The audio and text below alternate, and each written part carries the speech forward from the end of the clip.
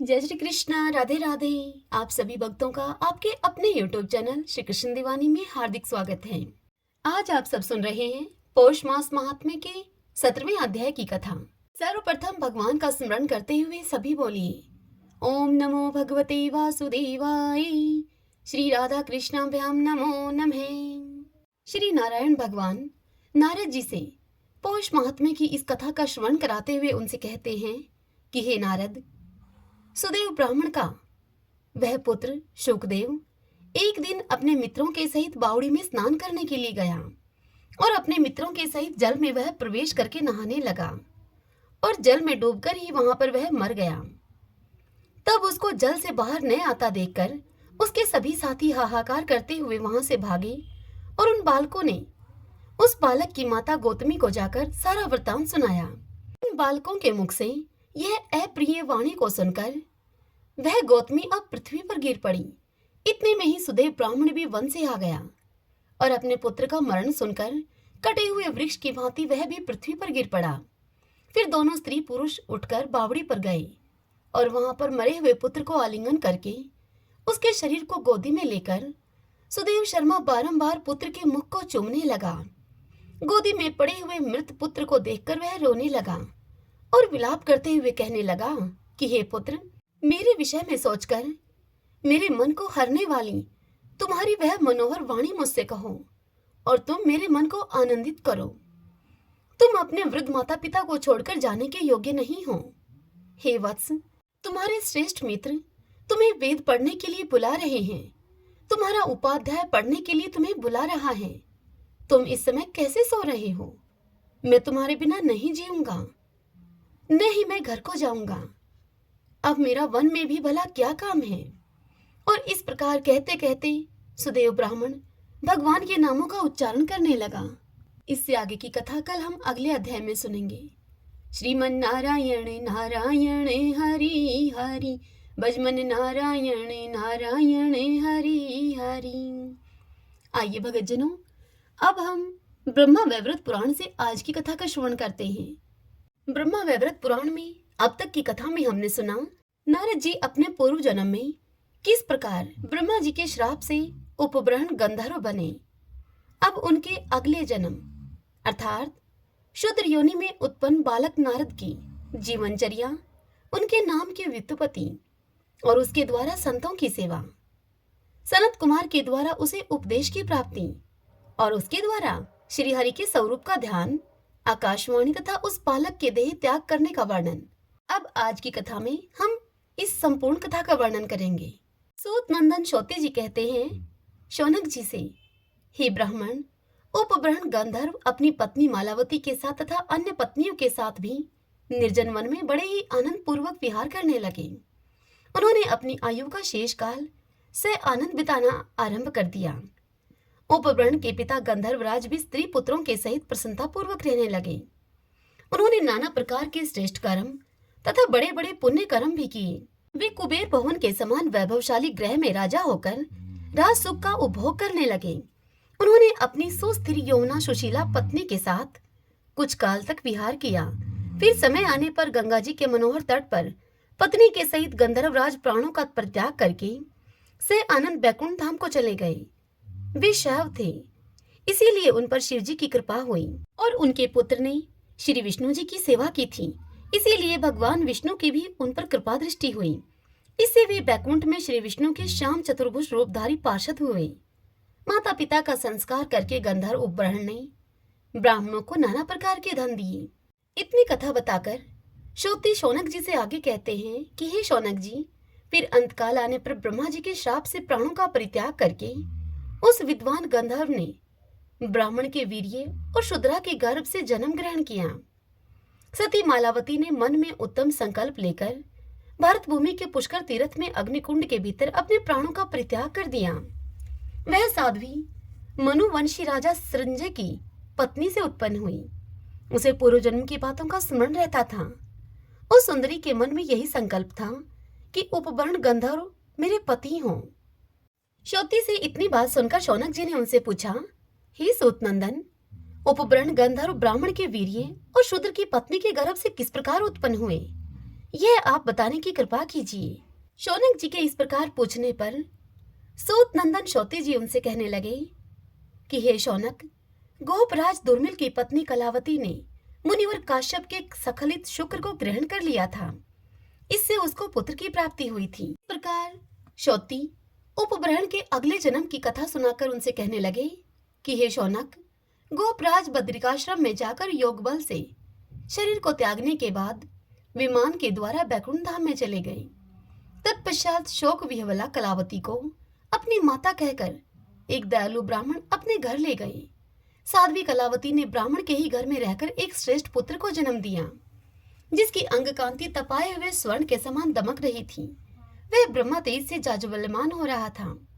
उस घर में रहने वाली सभी स्त्रियों ने उस सुंदर बालक को देखा। वह बालक अपने ब्रह्मा तेज से ग्रीष्म ऋतु के मध्याह्न कालिक प्रचंड सूर्य की प्रभा को पराजित कर रहा था। उसका रूप कामदेव से भी अधिक सुंदर और उसका मुख चंद्रमा से भी अधिक मनोहर था। उसके मुख की शोभा से शरद पूर्णिमा का चंद्र लज्जित हो रहा था। उसके नेत्र शरद ऋतु की प्रफुल्ल कमलों की शोभा को छीने लेते थे। दलित हाथ पैर, सुंदर कपोल और मनोहर आकृति थी उसकी। पद्म और चक्र से चिन्हित उसके चरणारविंद अनुपम परम उज्जवल प्रतीत होते थे। उसके दोनों हाथों की भी कहीं तुलना नहीं थी। वह बालक स्तन पीने के लिए रो रहा था। स्त्रियां उस बालक को देखकर बड़ी प्रसन्नता के साथ अपने अपने आश्रम को गईं। पुत्र और स्त्री के सहित ब्राह्मण भी बड़े प्रसन्न हुए और नृत्य करने लगे। वह बालक शुक्ल पक्ष के चंद्रमा की भांति दिनों दिन अब बढ़ने लगा। जो ब्राह्मण कलावती को अपनी माता कहकर अपने घर को ले गए थे, अब वही ब्राह्मण पुत्र के सहित उस कलावती का अपनी पुत्री की भांति पालन करने लगे। शौती कहते हैं कि हे शौनक जी, समय के अनुसार कर्मशः बढ़ता हुआ वह बालक अब 5 वर्ष का हो गया। उसे पूर्व जन्म की बातों का स्मरण था। वह सदा ज्ञान से संपन्न रहता था। उसे पूर्व जन्म में जपे हुए मंत्र का सदा ही स्मरण बना रहा। अतः वह निरंतर श्री कृष्ण के नाम, यश और गुण आदि का गान किया करता था। क्षण भर में ही वह बालक रोने लगता तो दूसरे ही क्षण नृत्य करते हुए उसका सारा शरीर रोमांचित हो उठता था। वह बालक जहाँ जहाँ पर भगवान श्री कृष्ण से संबंध रखने वाली गाथा और तत्व संबंधी पुराण सुनता, वहीं पर ठहर जाता था। उसके सारे अंग धूल से दूषित रहते थे। वह धूल में भगवान की प्रतिमा बनाकर धूल से ही श्री हरि का पूजन करता और धूल का ही अभिष्ट नैवेद्य उनको अर्पित करता था। हे मुनि शौनक, यदि माता सवेरे कलेवे के लिए अपने बेटे को बुलाती, अर्थात उस बालक को कलावती बुलाती, तो माता को वह यही उत्तर देता था कि माता, मैं श्री हरि का पूजन करता हूँ। यह सुनकर शौनक जी ने शौती से पूछा कि हे सूतनंदन, इस बालक का इस नए जन्म में क्या हुआ? संज्ञा और व्युत्पत्ति के साथ आप उसे बताने की कृपा करें। तब शौती ने कहा कि हे शौनक जी, अनावृष्टि के अंत में वह बालक उत्पन्न हुआ था। अतः जन्म काल में जगत को नार अर्थात जगत को जल प्रदान किया। इसी से उसका नाम नारद हुआ। अपने पूर्व जन्म की बातों का स्मरण रखने वाला वह महाज्ञानी बालक दूसरे बालकों को नार अर्थात ज्ञान देता था। इसलिए भी नारद नाम से वह विख्यात हुआ। हे मुनि, वह मुनीन्द्र नारद से ही उत्पन्न हुआ था। इस कारण भी उसका नाम नारद रखा गया।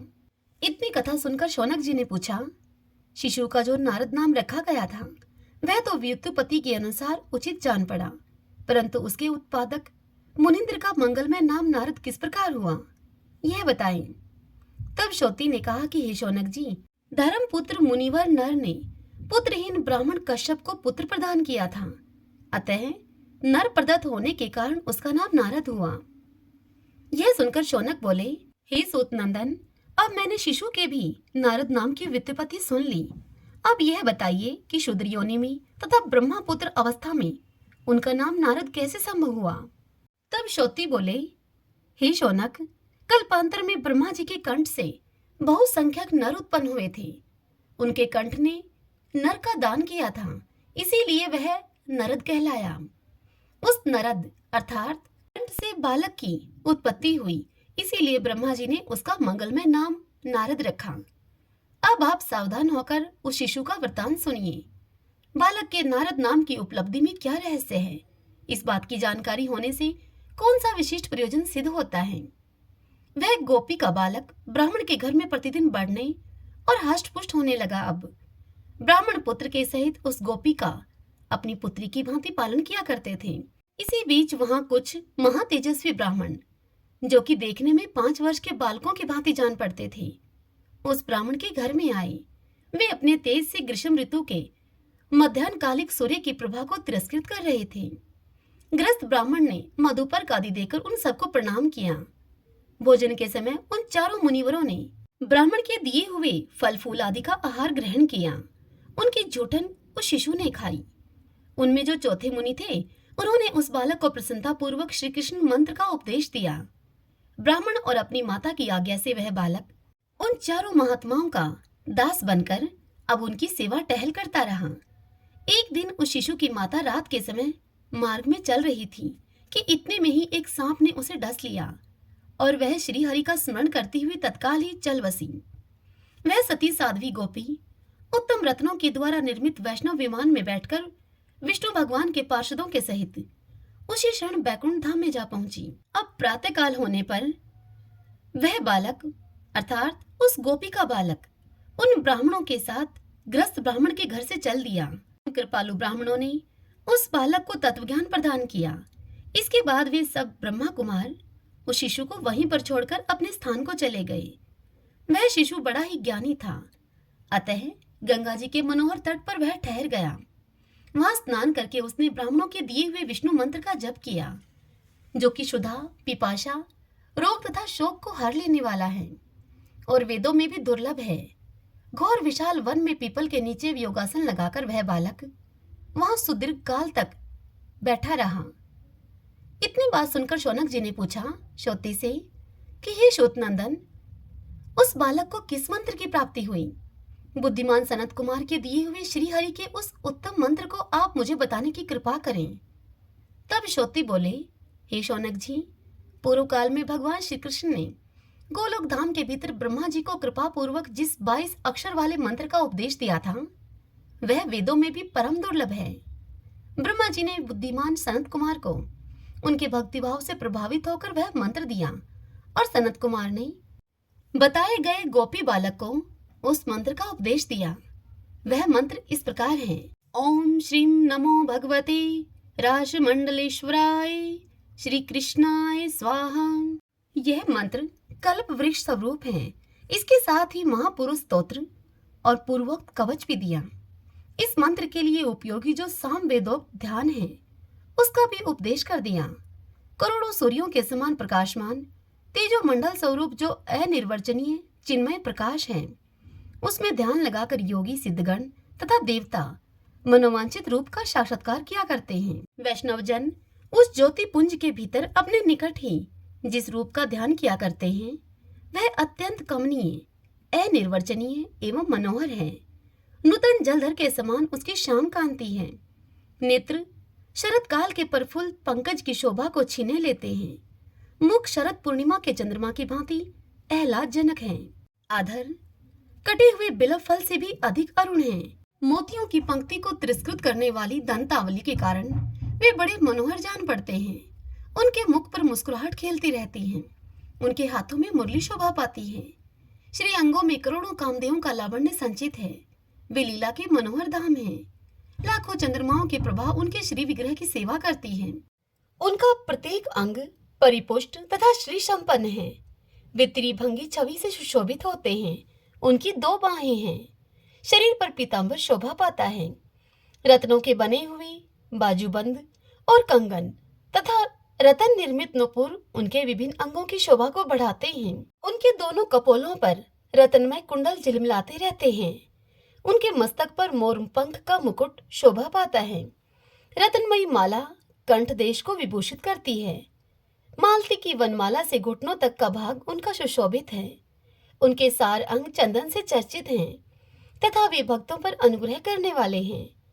श्रेष्ठ कौस्तुभ मणि की प्रभा से उनका वक्षस्थल उद्भासित होता है।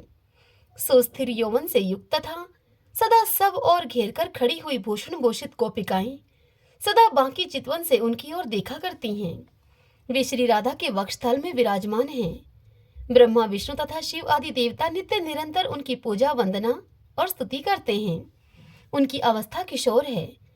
वे श्री राधा के प्राणनाथ, शांत स्वरूप तथा परात्पर हैं। वे निर्लिप्त एवं साक्षी रूप हैं, निर्गुण तथा प्रकृति से परे हैं।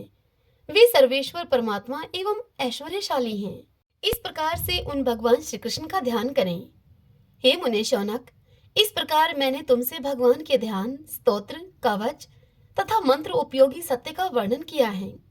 उनका मंत्र भी कल्प वृक्ष स्वरूप है। हे शौनक, उस समय वह बालक 1000 दिव्य वर्षों तक बिना ही कुछ खाए पिए ध्यान में बैठा रहा। उसका पेट सटकर अत्यंत कृश हो गया था। फिर भी वह सिद्ध मंत्र के प्रभाव से परिपुष्ट एवं शक्तिमान था। उसने ध्यान में देखा कि एक दिव्य लोक है, जहाँ रत्नमय सिंहासन पर एक दिव्य बालक विराजमान है। रत्नमय आभूषण उसके अंगों की शोभा को बढ़ाते हैं।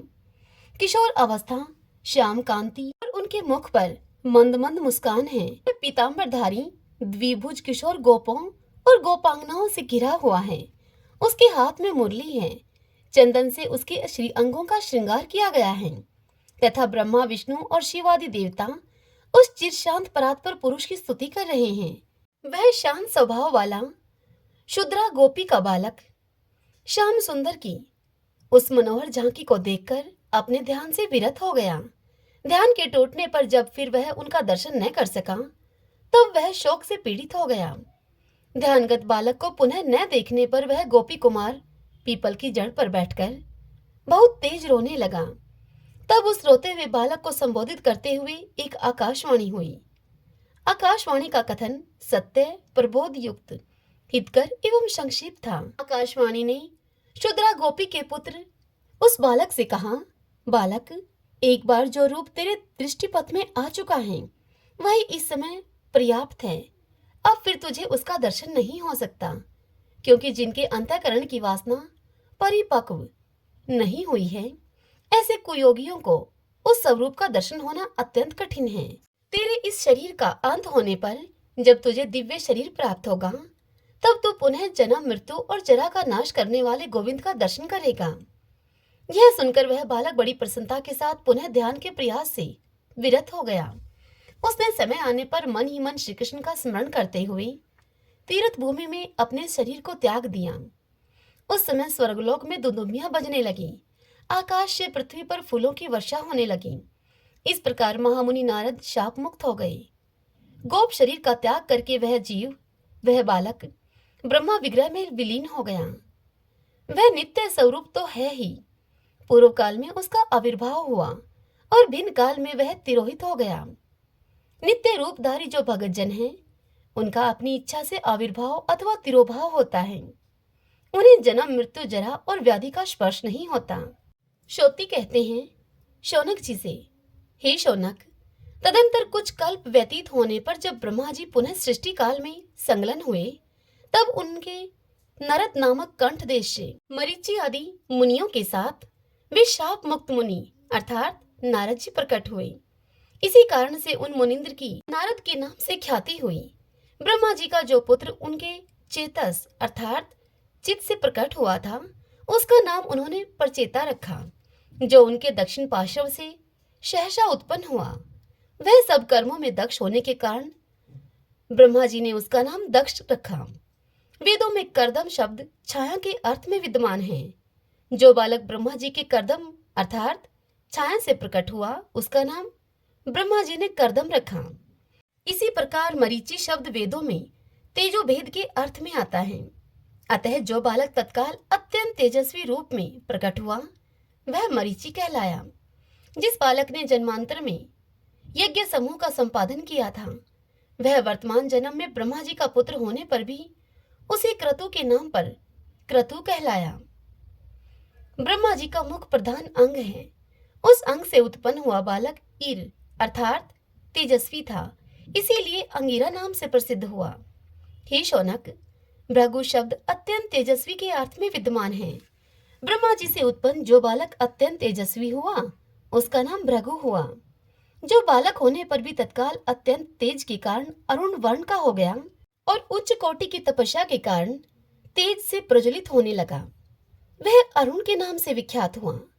जिस योगी के योग बल से हंस उसके अधीन रहते थे, वह परम योगींद्र बालक हंसी के नाम से विख्यात हुआ। तत्काल प्रकट हुआ जो बालक वशीभूत और शिष्य होकर विधाता का अत्यंत प्रीति पात्र हुआ, उसका नाम वशिष्ठ रखा गया। जिस बालक का तप में सदा प्रतन देखा गया तथा जो संपूर्ण कर्मों में संयत रहा, वह अपने उसी गुण के कारण यति कहलाया। वेदों में पुल शब्द तपस्या के अर्थ में आता है और है सफुट अर्थ में। जिस बालक में सफुट रूप से तपस्या का समूह लक्षित हुआ, वह उसी लक्षण से पुलह कहलाया। पुलह का अर्थ है तपह समूह और सत्य शब्द का अर्थ है अस्ति अर्थात है के अर्थ में आया है। जिसके पूर्व जन्मों के तपह समूह विद्यमान है, इसी कारण जो तपह संघ स्वरूप है, वह इसी व्युत्पत्ति के द्वारा पुल सत्य के नाम से विख्यात हुआ। त्रि शब्द त्रिगुणमयी प्रकृति के अर्थ में आता है और ए विष्णु के अर्थ में। जिनकी उन दोनों के प्रति समान भक्ति है, उस बालक को अत्रि कहा गया। जिसके मस्तक पर तपस्या के तेज से प्रकट हुई अग्निशिखा स्वरूपिणी 5 जटाएं थी, उसका नाम पंचशिख हुआ। जिसने दूसरे जन्म में आंतरिक अंधकार से रहित प्रदेश में तप किया था, उस शिशु का नाम अपांतरतमा हुआ, जो स्वयं तपस्या करता और दूसरों को भी उसकी प्राप्ति करा सकता था। जो तपस्या का भार वहन करने में पूर्ण रूप से समर्थ था, वह अपनी इसी योग्यता के कारण वोढ़ु कहलाया। हे मुनि शौनक, जो बालक तपस्या के तेज से सदा ही दीप्तिमान रहता था तथा तपस्या में जिसके चित्त की स्वाभाविक रुचि थी, वह रुचि नाम से प्रसिद्ध हुआ। जो ब्रह्मा जी के क्रोध के समय 11 की संख्या में प्रकट हुए और रोने लगे, वे रोदन के ही कारण रुद्र कहलाए।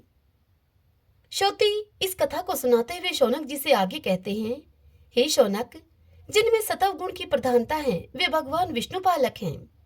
रजोगुण प्रधान ब्रह्मा सृष्टि करता है तथा जिनमें तमोगुण की प्रधानता है, वे रुद्र कहे गए हैं। उनके वेग को रोकना कठिन है, वे बड़े भयंकर हैं। उन रुद्रों में से एक का नाम कालाग्नि रुद्र है, जो भगवान शंकर के अंश हैं। वे ही जगत का संहार करने वाले हैं। शुद्ध सत्व स्वरूप जो शिव हैं, वे सत्पुरुषों को कल्याण प्रदान करने वाले हैं। अन्य रुद्र श्री कृष्ण की कला मात्र हैं। केवल भगवान विष्णु और शंकर उन परिपूर्णतम भगवान श्री कृष्ण के 2 अंश हैं। वे दोनों ही समान सत्व स्वरूप हैं। हे ब्राह्मण, यह बात मैंने रुद्र की उत्पत्ति के प्रसंग में बताई है। आप उसे भूल क्यों रहे हैं? सच है, सभी लोग भगवान की माया से मोहित हो जाते हैं। मुनियों का भी मति भ्रम हो जाया करता है। सनक ब्रह्मा के प्रथम, सनंदन द्वितीय, सनातन तृतीय, भगवान सनत कुमार ब्रह्मा जी के चतुर्थ पुत्र हैं। हे मुने शौनक, ब्रह्मा जी ने उन प्रथम 4 पुत्रों से सृष्टि करने के लिए कहा, परंतु उनके लिए यह कार्य असह्य हो गया। इससे ब्रह्मा जी को बड़ा क्रोध हुआ। ब्रह्मा जी के उसी क्रोध से रुद्रों की उत्पत्ति हुई। सनक और सनंदन ये दोनों शब्द आनंद के वाचक हैं। वे दोनों बालक भक्तिभाव से परिपूर्ण होने के कारण सदा ही आनंदित रहते हैं, इसीलिए सनक और सनंदन के नाम से विख्यात हुए।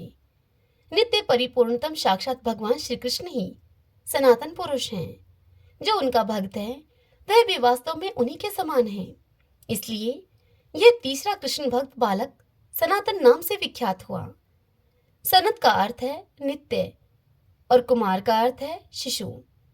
नित्य शैशव अवस्था से संपन्न होने के कारण इस बालक को ब्रह्मा जी ने सनत कुमार का नाम दिया। हे मुने शौनक, इस प्रकार मैंने ब्रह्मा जी के पुत्रों के नामों की व्युत्पत्ति बताई है, अर्थात वर्णन किया है। अब आप कर्मशः नारद जी के आख्यान को सुनिए। श्रीमन नारायण नारायण हरि हरि, भजमन नारायण नारायण हरि हरि। इससे आगे की कथा कल हम अगले अध्याय में सुनेंगे। आइए भक्तजनों, अब हम श्री विष्णु सहस्रनाम स्तोत्र का श्रवण करते हैं। यस्य स्मरण मात्रेण जन्म संसार बंधनात् विमुच्यते, नमस्तस्मै विष्णवे प्रभ विष्णवे, नमः समस्त भूतानामादि भूताय भूभृते, अनेक रूपे रूपाय विष्णवे प्रभ विष्णवे।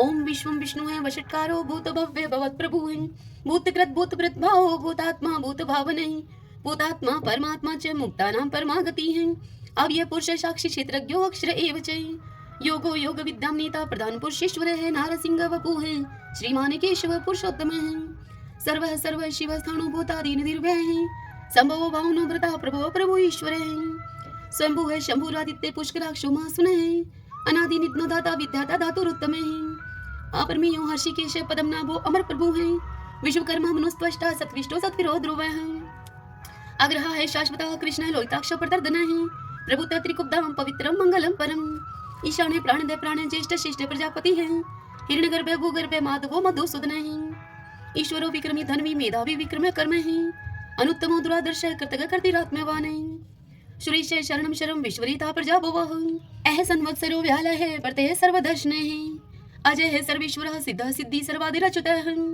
वर्षा कपिर्मी आत्मा सर्वयोग विनीय सरते है वसु है वसुमना है सत्य समात्मा असम्मति है समय है अमोघ है पुंडरीकाक्षो वर्षकर्मा वर्षा करती है रुद्रो है बहुशिरा है बबरू है विश्व योनि शुचिश्वा है अमृत है शाश्वत स्थाणु वरारो महतपा है सर्वज्ञ सर्वविद्वानो विश्वक्षिणो जनार्दन है वेदो है वेद विद्यांगो वेदांगो वेद विद कवि है लोकादक्ष सुरादक्ष धर्मादक्ष कृता कृत है चतुरात्मा चतुर्व्यूह चतुर्दृश्य चतुर्भुज है राजी शृणु भोजनम भोक्ता शेषणु जगदा विजय है अनगो विजयोजिता विश्व योनि पुनर्वसु है उपेंद्रो वामन प्रांशु अमोघे सुचि ऊर्जित है अतीन्द्रिय है संग्रह सर्गो धर्तात्मा निमोयमय है वेदो है वैदय सदा योगी वीर माधवो मधु है अतीन्द्रियो महामायो महोत्साहो महाबल है महाबुद्धि महावीर्यो महाशक्ति महादुति है अनिर्देश्य वपु है श्रीमान अमे आत्मा महाद्रीद्रक है महेश्वासो महिव्रता श्रीनिवास सताम गति है अनिरुद्ध सुरानंदो गोविंदो गोविंदाम पति है मरीचि है दमन हंसो सुपर्णो भुजगोतम है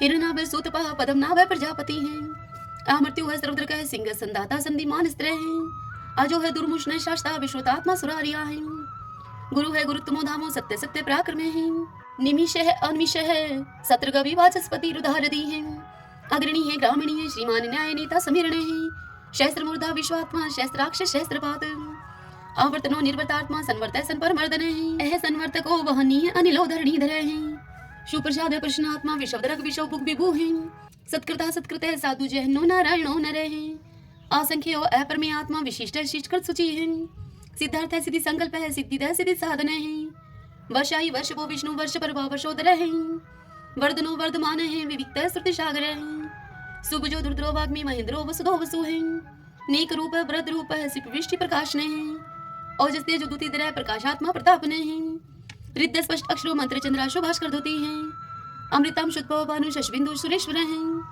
औषधम जगते सेतु सत्य धर्म पराक्रम है भूत भव्य भवनाथ है पवने पावनो अनले है काम काम कृतकांत है काम है काम प्रदय प्रभु है युगाधिकृत युगावर्तो नेकमायो महाशने है अदृश्य अव्यक्त रूप है शस्त्रजित अनंत जित है इष्टो अवशिष्ट शिष्टेष्ट शिखंडी नवशो वर्ष है क्रोध क्रोधकृत करता विश्वबाहु महिधर है अच्युत प्रतित प्राण है प्राण दो वासवानुज है अपम निदिर्दिष्टानम परमतः प्रतिष्ठित है स्कंद स्कंदरो दुर्यो वर्धो वायु वाहन है वासुदेव व्रत भानु आदिदेव पुरंदर है अशोक स्तारण स्तार शूर शौरी शनेश्वर है अनुकूल शतावर्त है पद्मी पदम निवेक्षण है पद्मनाभो अरविंदाक्ष पदम गर्भ है शरीर भृत है महदीरिदो वरदात्मा मोक्षो गरुड़ो दुजय है अतुल शर्वो भीमः सम्यगो हरि है सर्वलक्षण लक्षणयो लक्ष्मीवान समिंतजय है वीक्षरो रोहितो मार्गो हेतु दामोदर सह महिधरे महाभागो वेगवान मिताश्न है उद्भव शोभनो देव श्रीगर्भ परमेश्वर है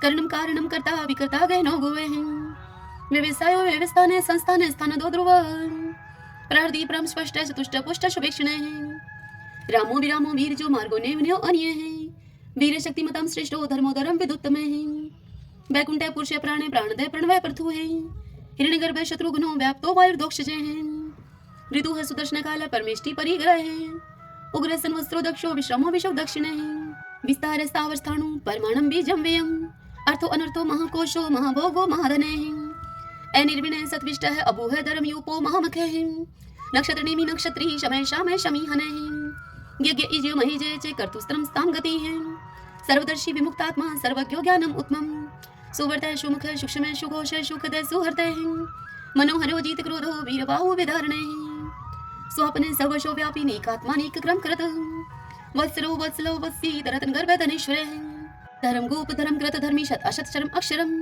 ए विज्ञाता शस्त्रांशु विधाता कृत लक्षण है गपस्तीने मी सत्वस्त सिंहो भूत महेश्वर है आदि देवो महादेव देवशो देव भृत गुरु है उत्तरो गोपतिर्गुप्ता ज्ञान गम्य पुरातन है शरीर भूत भृत भोक्ता कपिंद्रो पुरी दक्षिणे सोमपो अमृतपः सोमः पुरुषित पुरुषोत्तमे विनियुजे सत्य संदो दाशारे सत्वतम पति जीवो अभिनेता साक्षी मुकुंदो अमित विक्रमे अंबो निदिनंतात्मा मोददिशयो अनंत के अजय है माहरे है स्वभाव जीता मित्र प्रमोदने आनंदो नंदनु नंद सत्य धर्मा त्रिविक्रमे महर्षि कपिलाचार्य कर्तघ मेदनी पति हैं त्रिपद त्रिदशा अध्यक्षो माश्रं कृतांत करते हैं महावराहो गोविंद सुषेण कनकांगदी गुह गभीरोगे नो गुप्त चक्र गदाधरे वेदा स्वंगो अजित कृष्णो दृढ़ संकर्षण अच्युते हैं वर्णो वारणो वृक्ष पुष्कराक्षो महामना है भगवान भगानंदी वनमाली हलायुदे आदित्यो ज्योतिरादित्य शैषणो गतिस्तमः शुधन्वा खंड परशु है दारुणो दर्विण प्रदे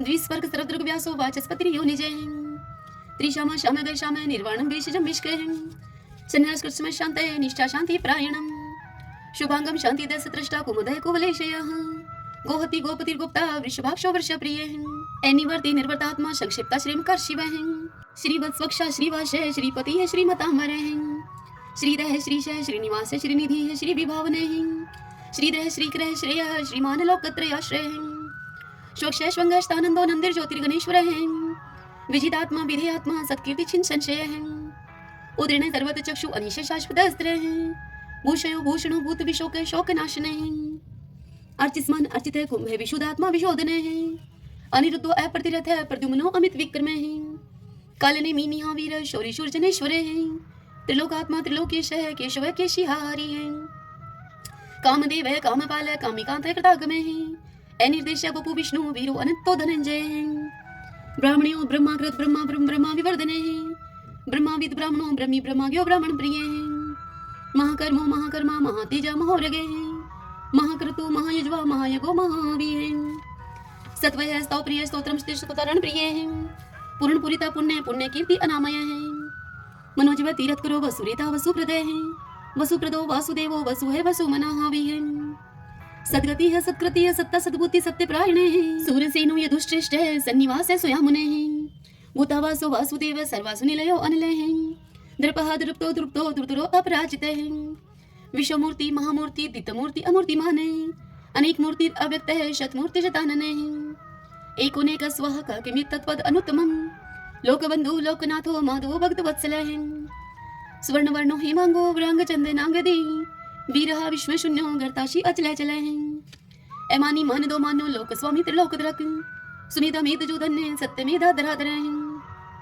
तेजो वृषो दुतिधर सर्वशस्त्र प्रथम वर प्रग्रो निग्रो व्यग्रो नेक श्रृंगो गदागर्ज चतुर्मूर्ति चतुर्बाहु चतुर्व्यूह चतुर्गति चतुर आत्मा चतुर्भाव चतुर्वेद विद एक बात स्मावर्तो अनिर्वर्तात्मा दुर्जय दुर्ति कर्म दुर्लभो दुर्गमो दुर्गो दुरावासो दुरारिया शुभंगो लोक सारंग सुतंतु सुतंतु वर्धने इंद्र कर्मा महाकर्मा कृतकर्मा कृतागमे उद्भवो सुंदरो सुंदो रत्ननाभ सुलोचने अर्को वाशन श्रृंगी जयंत सर्व विजयी है स्वर्ण बिंदु अक्षोभय सर्वागीश्वरेश्वरे महाहदो महागतो महाभूतो महानिधि कुंदय कुंदर कुंदय पर्जने पावनो अनिले अमृताशो अमृतोपु सर्वज्ञ सर्वतो मुखे शुलुभ शुभर्त सिद्ध शत्रुज शत्रुतापने नेक्रोत उदंबरो अशुत चाणुरांत निशोधने शस्त्रार्थी सप्तजीव सप्तदा सप्तवाहने अमूर्ति अनगे अचिंत्य भयकरद भय नाशने अणुः व्रतः कृश स्थूल गुणवृत निर्गुणे महाने ऐद्रते सवद्रते श्वासे प्रागवंशो वंशवर्धने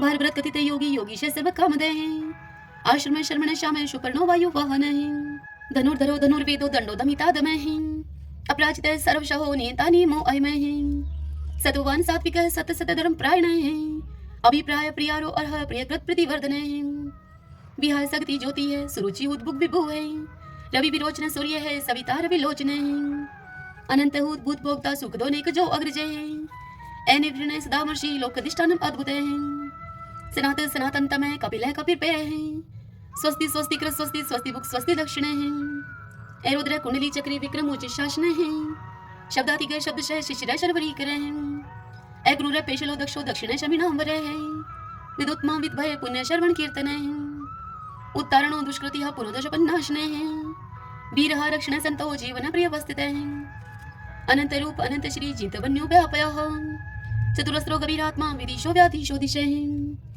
अनादिर्पूर्व लक्ष्मी सुवीरो रुचिरांगदय जननो जन जन्मादि भीमो भीम पराक्रमे आधार नीलो एधाता पुष्पहास प्रजागरे उद्रवग सत्पथाचार्य प्राणदय प्रणवय पणे परमाणम प्राण निल्य है प्राणप्रत प्राण जीवने ततुम तत्फिदेकात्मा जन्म मृत्यु जराति गए भूर्भुव स्वस्त्रसारे सविता पर पितामह यज्ञो यज्ञपति रजवा यज्ञांगो यज्ञ वाहन यज्ञ व्रत यज्ञ कृत यज्ञ यज्ञ भुग यज्ञ साधने यज्ञान कृते गुहाम अन्नम अन्नादे एव च आत्मयोनि संजातो बेखान साम गायन देवकी नंदन सृष्टा क्षितिश पाप नाशने शंखप्रत नंद की चक्री शारंगधन मा कदाधरे रतांग पाणी अक्षोभय सर्वपर हरणायुधे सर्वपर हरणायुधे ओम नमः इति विष्णु भगवान की जय।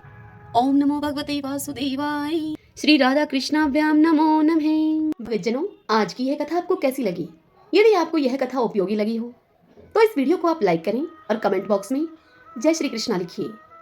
और यदि आप हमारे चैनल पर पहली बार आए हैं तो आप हमारे इस चैनल श्री कृष्ण दीवानी को सब्सक्राइब कर लीजिए। बेल आइकन के बटन को भी प्रेस कर लीजिएगा ताकि आपको आने वाले सभी वीडियोस की जानकारी सबसे पहले उपलब्ध हो सके। हरे कृष्णा।